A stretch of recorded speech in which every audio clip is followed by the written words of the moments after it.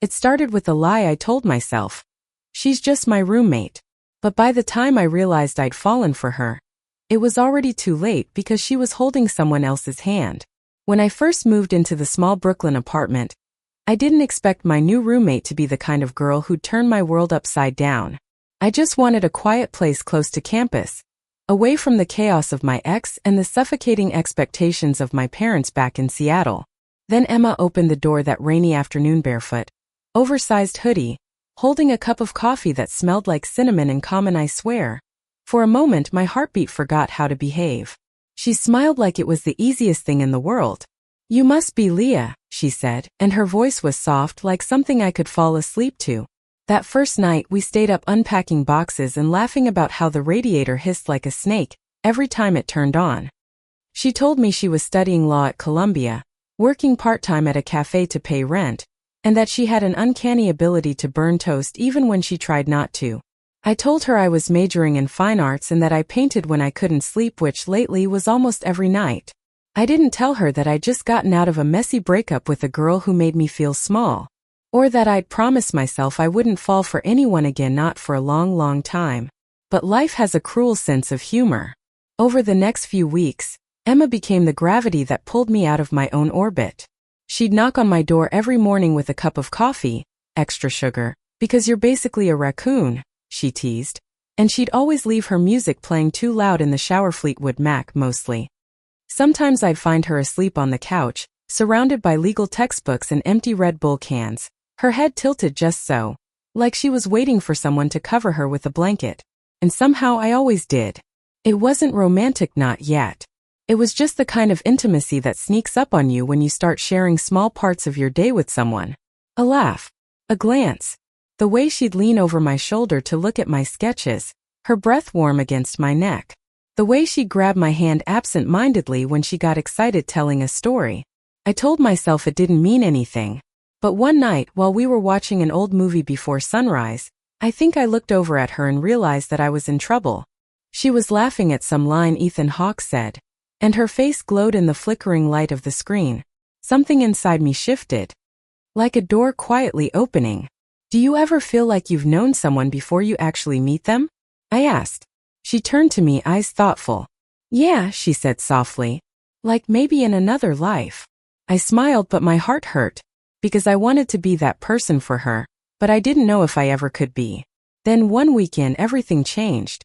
It was late October, the city already wrapped in the kind of chill that smells like nostalgia and burnt leaves. Emma came home from a party, her cheeks flushed, her lipstick smudged, and she wasn't alone. A tall brunette guy followed her in, holding her hand. I froze, standing in the kitchen with a mug of tea halfway to my lips. "Leah, this is Matt," she said, smiling like she didn't notice the way my chest cracked open. "My boyfriend." Boyfriend. The word echoed like a cruel joke. I forced a smile, muttered something polite, and excused myself to my room. I painted until dawn that night, streaks of red and black and gray bleeding together on canvas like the mess in my chest. I didn't even realize I was crying until I saw the drops smudge the paint. For days I avoided her. I told her I was busy with a project, stayed late in the studio, made excuses to leave early. But Emma was too kind for her own good. She knocked on my door one night with takeout boxes in her hands. "You've been hiding," she said softly. "Did I do something wrong?" I wanted to say no. I wanted to say it's fine. But the words that came out were sharper than I meant them to be. "You don't have to worry about me, Emma. I'm not one of your cases to fix." Her face fell, and guilt burned through me instantly. "I never thought you were," she whispered. Then she turned and left before I could stop her. For a week the apartment was silent. She stopped leaving coffee for me. The music stopped too. The silence felt heavier than any argument could.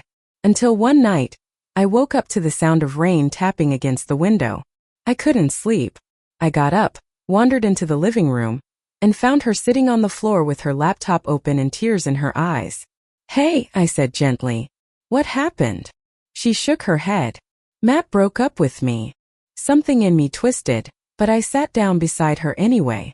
"I'm sorry." She laughed bitterly. "Don't be.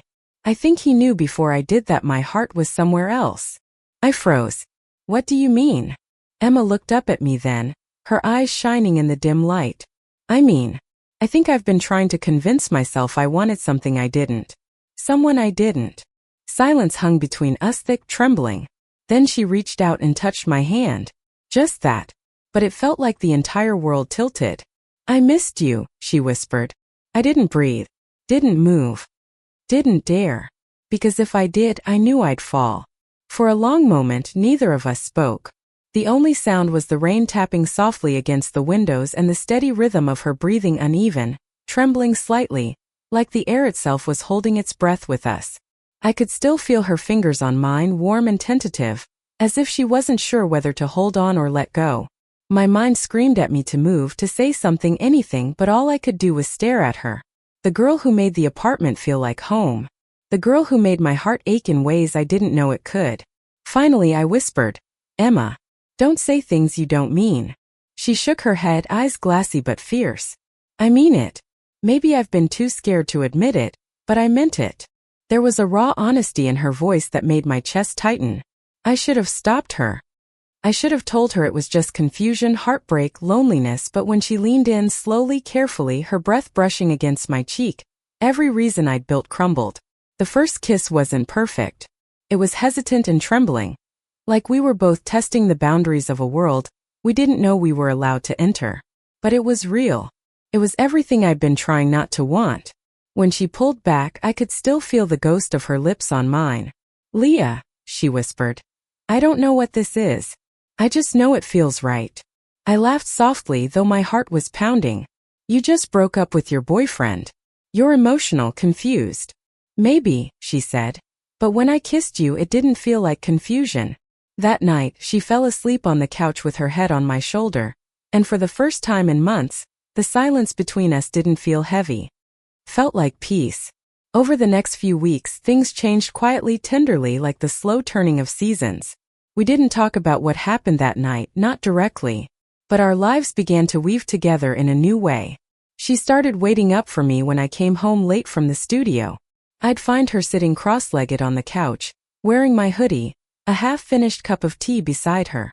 Sometimes we just talk about stupid things. Her annoying professors, my stubborn canvases, but underneath it all, something deeper hummed, something unnamed. One morning I woke to find a note on the kitchen counter, written in her neat handwriting. "Don't forget to eat breakfast. There's a bagel in the fridge. Also, stop drinking so much coffee or I'll start charging you rent for my caffeine stash." She drew a little heart at the end. I stared at it for a long time, smiling like an idiot.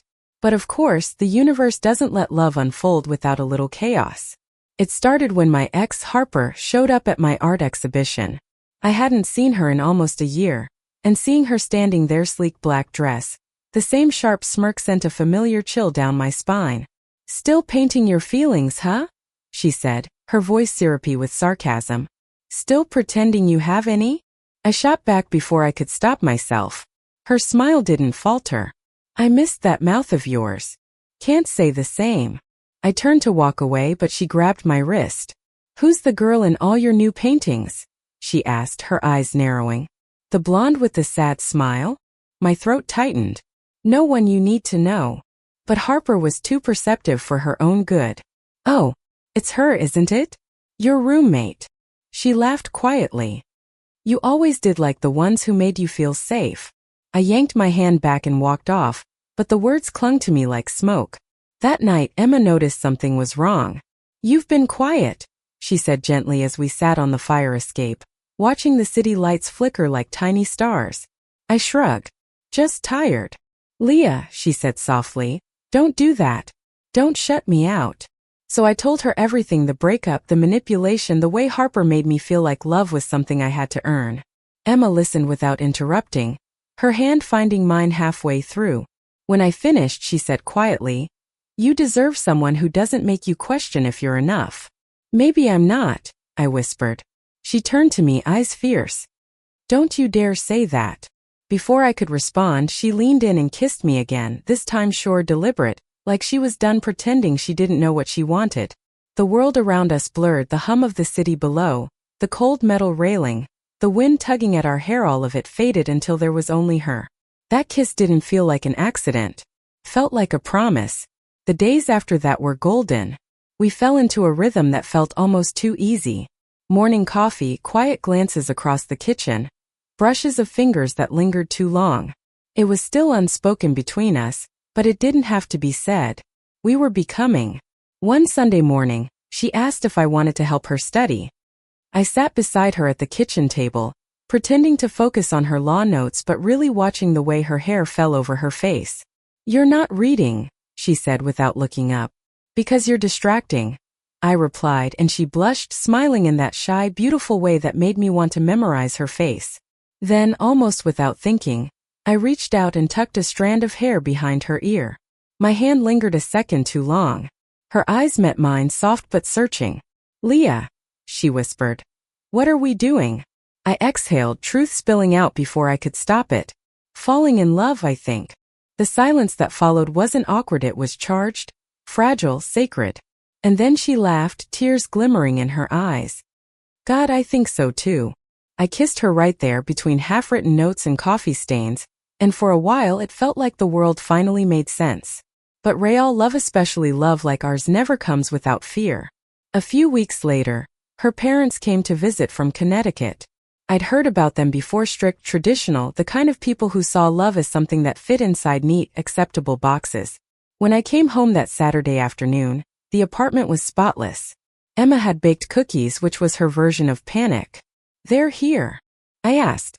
She nodded, wringing her hands. "Please just be normal." "Define normal," I teased, trying to lighten the tension. She gave me a look that said, "Don't you dare." When her parents arrived, I did my best. Smiled politely, shook hands, made small talk about art school. Her mother, elegant in a way that felt cold, looked around the apartment like she was appraising it. "So," she said finally, turning to Emma, "this is your roommate?"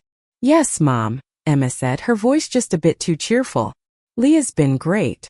Her father smiled politely, but her mother's eyes lingered sharp, assessing. "Well, I'm glad you have someone responsible keeping you company. Though," she added, her lips curving slightly, "you might want to find a place of your own soon. It's time you start preparing for real life, Emma. You can't live in college apartments forever." I caught the double meaning. So did Emma. After they left, she stood by the window, silent. "They don't know, do they?" I asked quietly. She shook her head. "No. And they can't. Not yet." I swallowed hard, forcing a smile. "It's okay. I get it." But inside something stung. That night, when she crawled into bed beside me, I wanted to ask if I was worth hiding. But I didn't. I just held her and hoped that one day, she wouldn't have to choose between love and acceptance. A month later, I got an email. One of my paintings, a portrait of Emma, had been selected for a gallery showcase. It was my first big break. When I told her, she screamed and hugged me so tight I couldn't breathe. "You did it," she said, beaming. "I'm so proud of you." I grinned. "You're the reason I paint again." The night of the show, she wore a soft blue dress that made her look like she'd stepped out of one of my canvases. People mingled, champagne glasses clinking, flashes of cameras catching moments that already felt like memories. Then, out of nowhere, I saw her mother, standing across the room, staring directly at the painting of Emma, her face framed by strokes of light and warmth and longing. The realization hit instantly. Her mother turned to me, eyes narrowing, and in that frozen moment, I knew she understood. Emma followed my gaze, and her face went pale. "Mom," she whispered, approaching cautiously. "What are you doing here?" Her mother's voice was low but sharp enough to cut. "I came to see your friend's work. I didn't realize you were the subject." The silence that followed was unbearable. People glanced our way, sensing the tension. "I can explain," Emma started, but her mother's expression hardened. "You don't have to. I see it now. This is why you've been so distant. This is her." "Mom, please." Her mother turned to leave, but Emma grabbed her arm. "I love her." The words rang out like a bell, clear, trembling, brave. For a moment, everything stopped. Even the noise of the crowd seemed to fade. Her mother stared at her, eyes wide with disbelief and pain. Then she shook her head, whispering, "You're making a mistake," before walking out into the night. Emma stood there, shaking, tears spilling down her cheeks. I moved toward her, but she stepped back, covering her face. "Leah, I'm sorry. I didn't mean for you to get dragged into this. You didn't drag me anywhere, I said softly. I walked in on my own. She looked up, eyes breaking. I don't know if I can fix this. I took her hand. Then don't. Just live. With me. One day at a time. She didn't answer, but she didn't let go either. That night, after everyone left, we walked home in silence. The city felt heavy and endless, but her hand in mine was steady. When we reached our apartment, she stopped at the door and turned to me. Leah, do you really think we can make this work? With everything against us? I smiled, brushing my thumb against her cheek. Love isn't about what's easy. It's about what's real. And when she kissed me again softly, desperately, it felt like a beginning, not an end. Winter came early that year. The city looked softer under the snow. But inside, things between us were fragile again, like glass that could crack with the wrong word. Emma was quieter after the gallery night. She still smiled, still kissed me good morning, but something in her eyes had changed. I tried to give her space, telling myself she needed time to heal from what happened with her parents. But silence is its own kind of wound. One night, I found her sitting on the fire escape again, wrapped in her coat, staring out at the city lights. Her breath fogged in the air, small and uneven. You'll catch a cold, I said gently, stepping outside. She didn't turn around. My mom called. I froze. And she said she needs time, Emma whispered. That she loves me, but she can't understand this. Us. Her voice broke a little on the last word, and I felt something twist inside me. I'm sorry, I said softly. For all of it. If being with me makes things harder. Don't. She cut in, turning toward me. Don't you dare say that. Her eyes glistened under the streetlight, fierce even through her tears. You didn't make my life harder, Leah. You made it mine. For a second I couldn't breathe. I've spent so long trying to be who everyone else wanted me to be, she continued. The perfect daughter, the good student, the safe choice. But when I'm with you, I feel like I can finally stop pretending. I reached for her hand, cold from the winter air. Then don't pretend anymore. She smiled weakly. It's not that easy. I know, I said. But it's worth it. She looked at me for a long time, then leaned in and kissed me slow, deliberate, like she was saying goodbye to every version of herself that wasn't true. That night we didn't sleep much. We lay tangled in the dark, whispering promises we didn't yet know how to keep. Spring came, and with it a quiet kind of peace. Emma's parents still didn't fully understand, but they stopped pretending she didn't exist. Her mom even sent her a birthday card, no apology, just a small olive branch in the form of neatly written words. Be happy, Emma. We took it as a victory. I graduated that May. My final project, an exhibit called Unspoken, was a series of portraits about love that doesn't always fit the mold. Emma stood in the crowd, smiling through tears as people stopped to admire the painting that had started it all, the one of her sitting on our couch, coffee in hand, sunlight brushing her hair. After the show she came up to me, eyes shining. You did it. I laughed. We did. She leaned closer. I have something to tell you. I raised an eyebrow. That sounds ominous. I got accepted into a summer internship in D.C., she said, almost too fast. It's a huge opportunity. But it means I'll have to leave next week. The words hit like a wave. Oh, I want to go, she said quickly. But I don't want to lose this. Us. You won't, I said, though my voice trembled. We'll make it work. It's just a few months. But when she left, the apartment felt emptier than I expected. I kept painting, kept calling her. But long-distance love is built on echoes, texts, late-night calls, promises whispered into static. It was enough until it wasn't. One night I got a message from her. Can we talk? My heart sank. We talked for hours about distance, about fear, about how love can stretch so far before it starts to fray. I don't want this to end, she said through tears. Then it doesn't have to, I whispered. There was a pause. Then softly she said, I'm scared, Leah. I know. Me too. Silence again, then her voice barely audible. But I still love you. It wasn't a goodbye. It was a pouty, quiet promise that life would bring us back together when it was meant to. A year later I had my first solo gallery show. It was called Home. Every painting was about her laughter, her coffee cup, the way sunlight found her hair on quiet mornings. I didn't expect her to come, but near the end of the night, when the crowd thinned and the music softened, I heard that familiar voice behind me. "You really never learned how to paint anything ugly, huh?" I turned and there she was. Emma. Same shy smile, same soft eyes, but different somehow, steadier, surer of herself. I laughed, my throat tight. "You came. I told you I would." We stood there for a moment, the noise of the gallery fading into a blur. She looked at the painting nearest us, a new one, unfinished, of two hands almost touching. "Is this us?" she asked. "It was," I said softly, "until you walked back in." She smiled, stepping closer. "Then finish it." And when she kissed me right there, surrounded by color and light, and the hum of the city outside, deep didn't feel like starting over. Felt like coming home. Months later, we moved into a new apartment together, a bigger one this time. Still in Brooklyn, with too many windows and a tiny balcony filled with potted plants that she insisted on naming. On our first night there, we ordered takeout and sat on the floor surrounded by half-unpacked boxes. She leaned against me, warm and sleepy, and whispered, "Do you ever think about how weird it is that we met by chance?" I smiled. "I don't think it was chance." She looked up. "No." I shook my head. "I think it was the universe being kind for once." She laughed softly and kissed my shoulder. "Then let's not waste it." Outside, the city buzzed, alive and restless. But in that little apartment, time slowed. Two girls, two hearts, one story that refused to end in sadness. Because sometimes, love doesn't arrive like lightning, it grows quietly, like sunlight through the blinds, until one day, you realize it's been there all along.